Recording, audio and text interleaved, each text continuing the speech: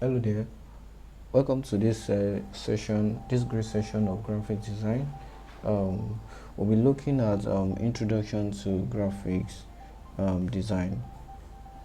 All right. So in this session, we're going to take a look at overview of graphic design, bad versus good designs, skills and the tools that are needed for us as graphic designers, and also I'll be giving us some guidance that actually help us to harness more of this course. All right, so quickly let's look at the course overview, the course contents of this graphic design session. All right, so firstly, we just the part we are presently, we're looking at the introduction to graphic design. We'll be looking at bad versus good designs. We'll also be looking at some of the skills and the tools that are needed for us as a graphic designer. Also, in some of our sessions, we'll be looking at elements of designs, the principles of design, the design process. We'll be looking at typography, types of typography, the typefaces versus font as well. Also, we'll be looking at color theories.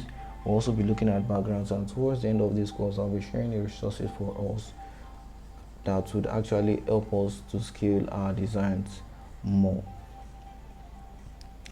All right, so bad versus good designs. Now, I want us to understand that a bad designer would always produce a bad design. So also a good designer will produce a good design. So you as a graphic designer probably might have had some little experience making some graphical content. Whenever you make a design, check the design. Is this design, do you regard the design as good or bad? And one of the best way you can actually judge, you can judge the value of design not just from yourself. Also ask people around you to judge it. So if most of the comments you get is a good design, that means oh, kudos to you. You are what, you are coming up as a good designer. But if you get a bad critics are okay, you understand. But when you get this a lot, that means you are a bad designer. There are some things you need to work on yourself. You understand. Also, I want us to understand that bad design habits can also produce bad designs, of course. So bad designs habits, like that, there are some clients that they want great designs, but they don't have big budget for it. You understand. So this is actually a fail in the client aspect. You understand. So they want a good design. Instead of them to hire a good designer, they end up hiring what, a bad designer, because they feel they can what, they can pay them less. So also as a graphic designer, I tell most of my students, you also need to scale yourself higher. You understand.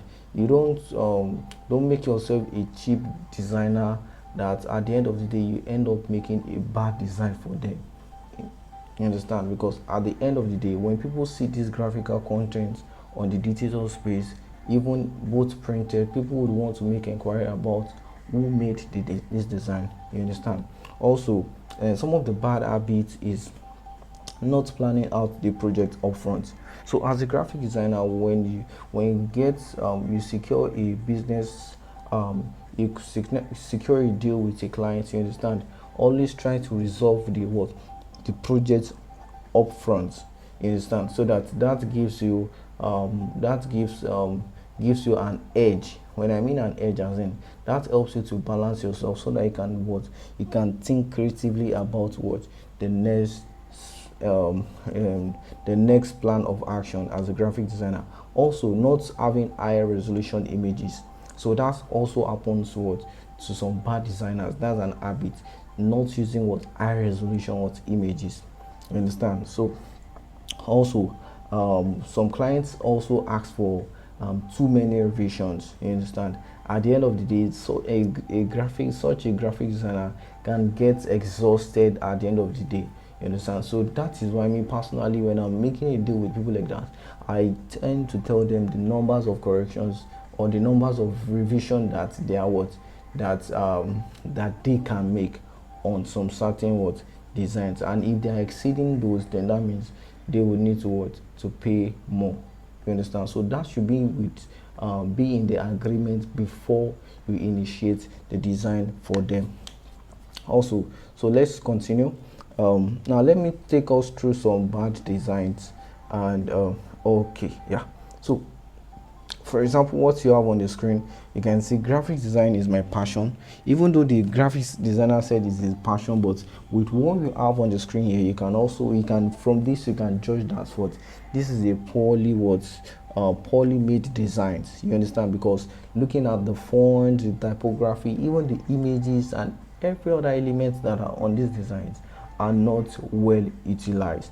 You understand? So let me also we are here over here we have what, take a look at some good designs from the left to what, to the right. You will see that even there's what we call unity in design. You understand? All the elements in your design passing across the same information. Don't forget, graphic design has to do with what, effective communication of your idea to your what, audience. All right. So let's look at some skill sets that will be needed as a graphic designer. Now, as a skill, you need the ability to what? To listen. As a graphic designer, you should have a listening ear. When a client approaches you that they want to make some site, make sure you understand. Have an understanding of what they want. Do not make an assumption, because when you make an assumption of what they want, you would be the one ending up the words making a lot of what corrections. So have a listening ear. Try to understand what your audience needed. Also, a passion for effective design. Please and please, as a graphic designer, also let that be at the back of your mind. You understand? It's not just about making designs. Make an effective designs. Also, the ability to generate many different ideas for the same project. So that is where your creativity as a designer actually comes in. So these are some skills that you need as a graphics designer. Also, some tools we have over here. I have Photoshop, I have an Illustrator. Then there are other tools. We have CorelDRAW, we have Adobe InDesign, we have Canva. And as a matter of fact, there are some that use PowerPoint. You understand? Like I tell some of my students, the tools are not really what really matters. The tools are only there to complement what you know. You understand? So as a great designer, when you mount any of all these tools, you should be able to make an effective design communication with any of these two. You understand? All right. So quickly, for us to be able to harness a lot from this course, I want us to at the end of each session try to create some notes. Get a good PC. You understand? As a graphic designer, make sure you have a good PC, and also please make sure you ask some questions. All right, so join me